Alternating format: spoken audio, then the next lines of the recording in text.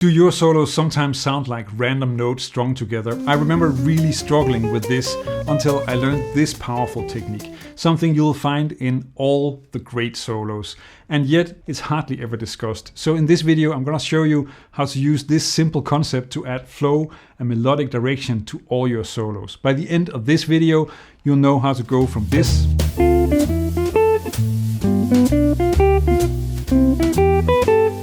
to something that sounds like this. This is more about how you think about what you're playing, and it is a surprisingly simple concept. I remember being stuck in this exact place. I knew what scales and arpeggios to use over each chord, but my solos still felt unconnected, like a series of isolated licks. There was no story, just fragments. You could shuffle the phrases around and it wouldn't even matter. That all changed when I started using this target note technique. It gives the solo a natural flow, and my students experience the same breakthrough. And once you hear it, you'll start recognizing it in all the great solos that you listen to. To show you how this works, we'll use a simple 2-5-1 in C major that keeps it easy to hear what's going on, and you of course already know the C major scale.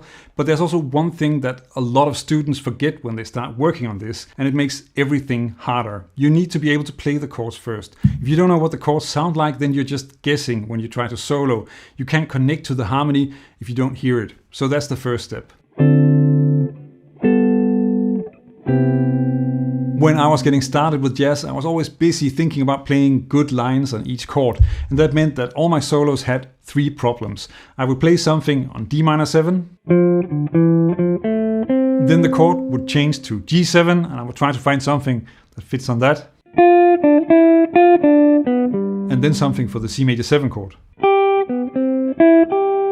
The notes are fine with this, but you have 3 problems, and it is kind of ironic that one of them is there because you do the right thing, just not the right way. Now there's no connection between the phrases. The phrases are starting at the beginning of the bar, but I stop at the end of the bar to think about what to play on the next chord, leaving a gap every time. And there's also no energy. It doesn't flow or drive the music forward. You could almost switch the chords around and it would make no difference. And that's not a solo. That's just a bunch of licks pasted together. If you want your solo to tell a story and actually move through the changes, then you need to fix these problems. Now compare that to this line from Joe Pass.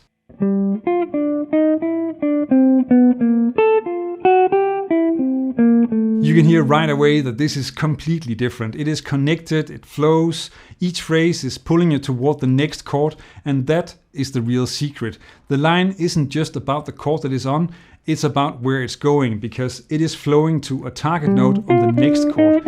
Everything is tied together and there is forward motion and energy in the solo. Let me show you how to get that same kind of flow into your own playing, and how it also helps you add syncopation, which is something that a lot of jazz beginners really struggle with. One of the problems I had was that I would play a line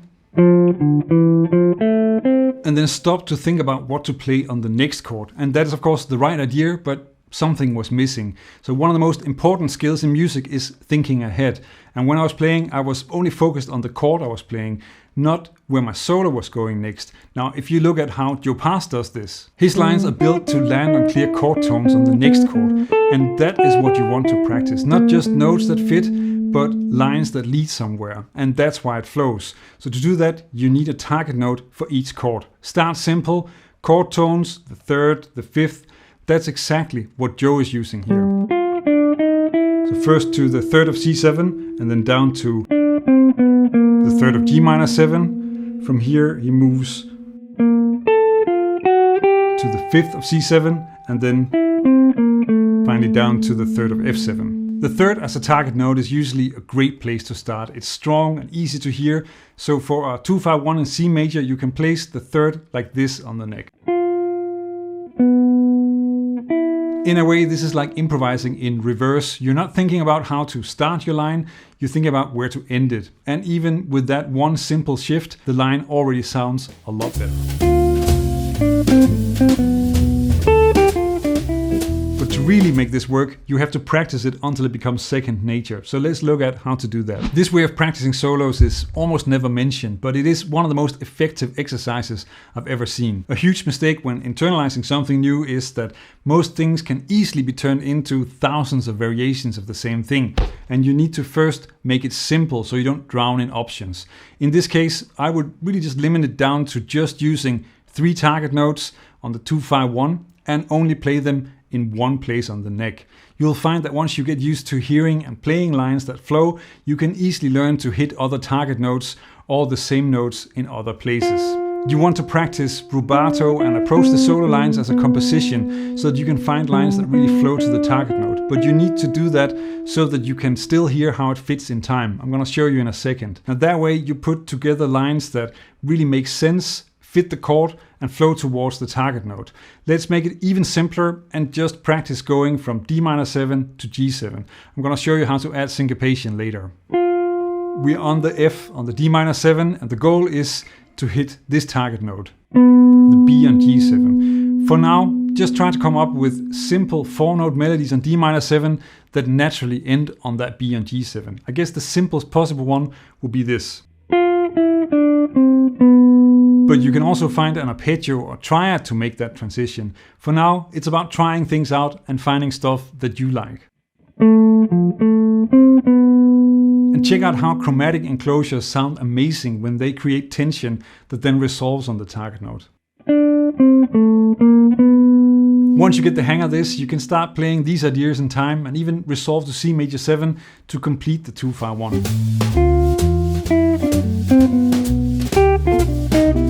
It might sound weird, but what you need to get used to is hearing the time while practicing rubato. And that's why I told you to play those 4-note melodies. Once this becomes easy, you can start playing longer lines, first rubato, and then in time giving you licks that really flow and have forward motion.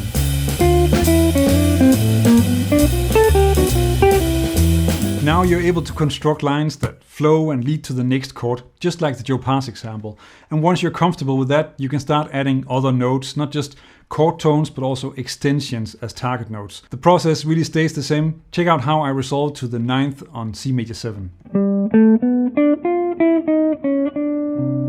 When I learned this, it felt amazing. I used this to play flowing lines over everything from rhythm changes to giant steps. But then I realized that I had a different problem in my solos. Jazz is about light and syncopated rhythms, and like this, you're only hammering down on the heavy beats all the time. And this is a huge problem for beginners, but luckily there are 2 solutions you can use. One is very easy and the other is an essential part of the jazz sound. Let's start with the easy one. So right now you're ending your line by hitting the 3rd of C major 7 on B1 and then stopping, and that feels very heavy. But you can make it lighter by just adding a short phrase that lands on an offbeat. Even just one note will do the trick. Or you can add a few notes. Just that small change makes the lines feel lighter and more alive, but the second solution is even more powerful, and it's at the heart of jazz rhythm. In jazz, rhythm is everything, and one of the most important and most overlooked rhythms is anticipation. That means hitting the chord before we expect it, like this movement from D-7 to G7. Check out which note is on the forehand. So I'm hitting the B on the forehand, which is of course before the 1. That is anticipation. And it is one of the key ingredients that gives jazz its light, forward driving feel. But for a lot of beginners, that is really hard to get right. But here's the good news. You already have an exercise or a method that works. Rubato practice. You can use the same approach to learn to not only hit a target note, but also anticipate the rhythm, making the part more interesting. You can start by practicing coming up with lines rubato, but now your 4-note phrase should have the target note as the 4th note. And of course you want to spend some time practicing this, and then you can start putting it into time and building longer lines that sound like this. Now you're not just playing flowing lines, you're making them sound like jazz, even adding some syncopation to your solos. But if you're only using scales and arpeggios, you're really missing out on some of the most fun and powerful sounds in jazz, like chromaticism and enclosures. Check out this video where I cover the most important types and how to put them to use in your solos. It will change how you sound. Check it out, learn jazz, make music.